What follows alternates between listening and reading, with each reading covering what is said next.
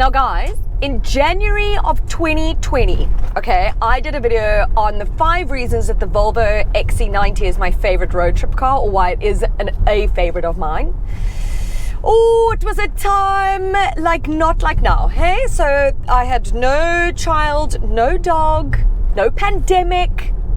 Like, oh my goodness, so much has changed since then. But what hasn't changed is the fact that this remains one of my favorite road trip cars of all time. And it has been for so long, like that's a number of years, and I loved it before then. So I'm in the 2021 model, which now has a mild hybrid system. So it's got like a 48 volts battery or whatever, which I can tell, I must be honest, you don't notice at all. You wouldn't even know that it had it. It feels exactly the same, except that there is a little battery icon here. So every time you brake, obviously regenerative braking, it shows you and it goes like, ooh, which obviously is not great on a long road trip because most of the time you're on the open road, so you're not braking much. Okay, so it doesn't really make much of a difference. The claimed fuel consumption is at 7.1.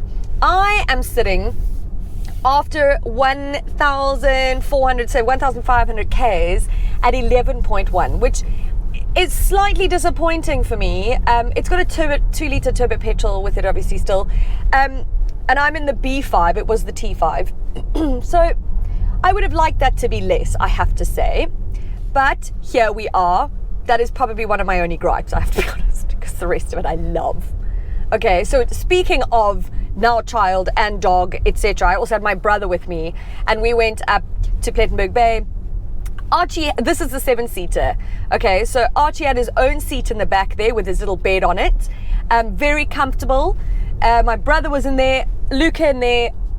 I mean, it was just one of the most comfortable drives. Like, no one was uncomfortable. Nobody had little space. Everybody had space. I mean, look, not that like Luca or Archie could really tell us, but, they just have to go with it. One thing I can say is Luca didn't make a peep for 6 hours there and 6.5 hours back. Like, very happy, comfortable, slept. That's testament to suspension, I think, as well. Which we love. Also, let me tell you, I was very glad this has got like an air quality system, and I'd forgotten, I don't know if any of you saw my Instagram story, but oh my goodness, my brother, when I was a kid and we used to go on road trips, used to love to fart in the car and like just kill us all, and a lot of like cupcakes. Oh, well, I thought we'd grown past that. Apparently we haven't. Now in like almost 40s, apparently that's still a thing. So I was quite glad for the air purification, if you will, because Luca also had like a number of poops on the way. So all of a sudden we'd be like, is that a poop? And you'd smell it, and then all of a sudden it was like gone. And then we were like, oh, maybe you didn't poop. Thank you, car, for helping us there, old Volvo. From what? No. To, New Year, still can't sing or know the words. One of the reasons I loved it as a road trip car then, as well as the safety features on here, you do, it's almost like you feel a little bit invincible, which is probably not a good thing, but it does, you are like, there's so many safety features on this that you'd have to be driving like a real tool bag and really not paying attention in order to have an accident in it. What I love the most for a long road trip is the fact that it's got road sign recognition or traffic sign recognition. So it would tell me if there's a camera coming up.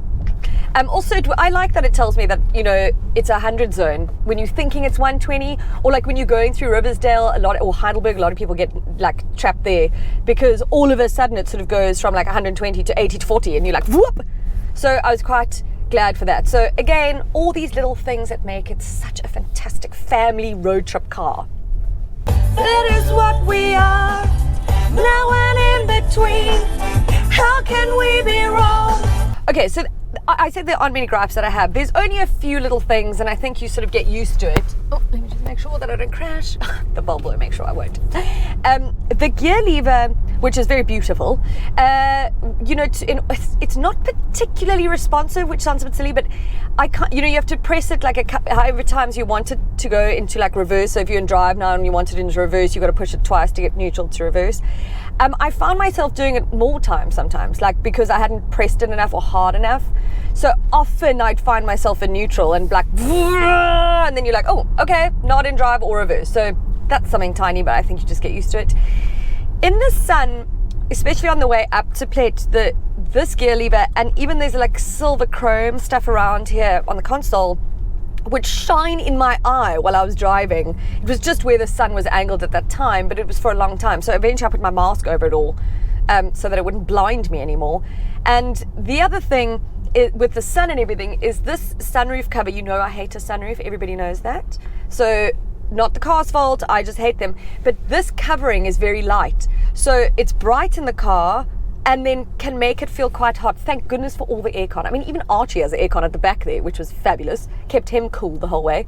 But yeah, I wish this was dark, but I know it's going with the interior, and you probably could get it, whatever, you know, your color vibe or whatever.